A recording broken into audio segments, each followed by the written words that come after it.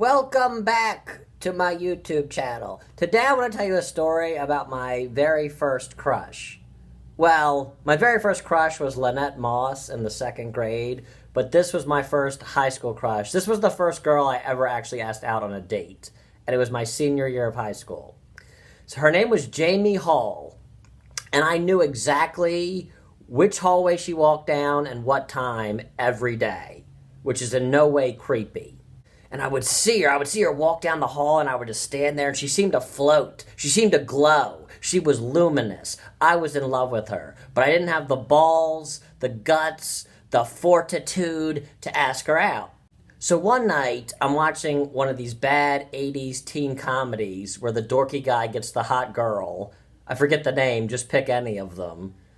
By the way, why did every 80s movie, some dorky guy like me always got some beautiful woman? You know why? Because some dorky guy like me wrote the fucking movie. So I'm sitting there, and in the movie, the guy wrote, oh my god, it was Secret Admirer with Rob Lowe. Okay, so I'm sitting there, and I'm watching this movie, and in the movie, he wrote the girl a love letter. So I'm like, I'll do that. I'll write Jamie a love letter. I couldn't even write the love letter. I was so painfully shy. So I go to my sister's room, who's 7 years older than me, and I'm like, Dawn, I need some liquid courage. I'm in love with this girl. I'm gonna write her a love letter. Can you get me some alcohol? So my sister got me a 4-pack of this stuff called Zima. Now, if you're under 38, you probably don't know what Zima is. It was kind of like this fruit-flavored girly drink that came out in the early 90s.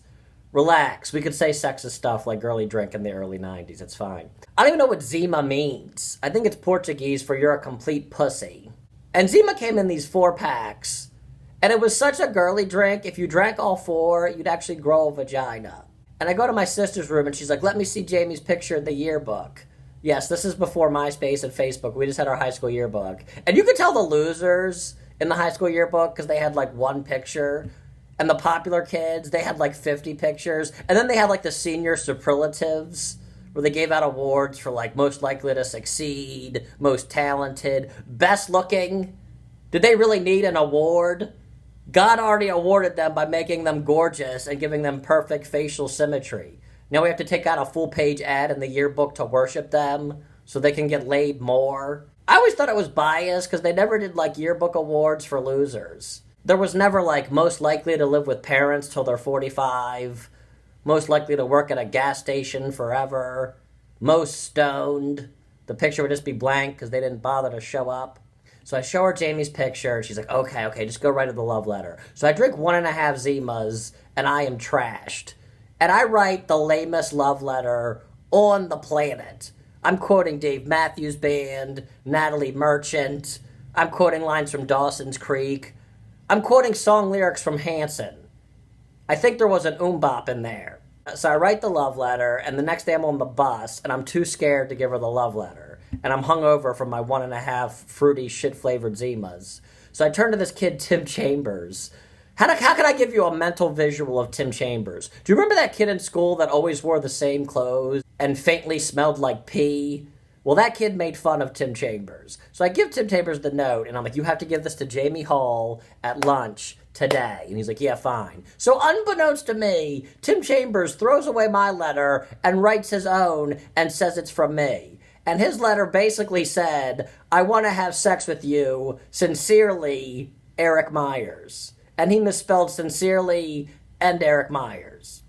And he gives her the letter, and she looks up at me with absolute disgust. And Tim Chambers points at me, and like every girl at the table turns and stares daggers into me, and I'm like, oh God, what happened? So she opens her notebook and starts like furiously writing. Tim comes over and gives me the letter, and she goes, not in a million years, you pervert. I'm like, Jesus. My letter just asked her if she wanted to see the movie Clueless on Friday. I'm like, does she not like Alicia Silverstone? Was it the bop? I didn't know he had switched the letters till about 10 years later. I ran into him at the mall in Columbia, Maryland, where I grew up, and he told me the whole story, and I was like, you fucking idiot.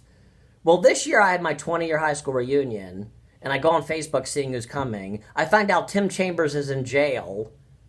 Yeah, he should have got most likely to go to jail in the senior superlatives. but I see Jamie's gonna be there. So I go all the way to Columbia, Maryland, and I see her, and she looks amazing. And I go up to her and I tell her the whole story, and she laughs, and she goes, "The funny thing is, I actually lost my virginity to the guy who took me to see the movie Clueless." I'm like, God damn it! Tim Chambers ruined my life. So Tim, right now, I hope you're getting bopped in prison.